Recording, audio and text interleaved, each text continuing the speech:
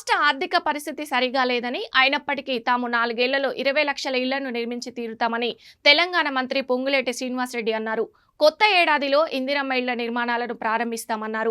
ఇందిరమ్మ ఇళ్ల దరఖాస్తుల సర్వేలో వేగం పెరిగిందని, ఇప్పటి వరకు 32 లక్షల కుటుంబాల సర్వే పూర్తి చేసి మొబైల్ యాప్లో నమోదు చేసినట్లు తెలిపారు.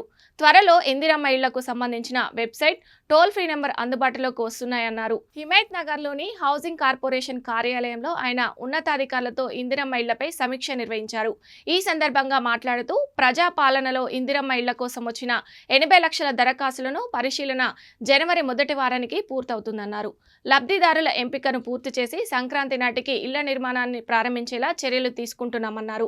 గత బీఆర్ఎస్ ప్రభుత్వం నిర్వీర్యం చేసిన హౌసింగ్ కార్పొరేషన్ను తిరిగి బలోపేతం చేస్తున్నామన్నారు. వివిధ విభాగాలలో ఉన్న కార్పొరేషన్ ఉద్యోగులను 95% వెనక్కి తీసుకొచ్చినట్లు తెలిపారు. ఇందిరమ్మ ఇళ్ల నిర్మాణం నిరంతర ప్రక్రియ అన్నారు. త్వరలో విధి విధానాలు ప్రకటిస్తామన్నారు.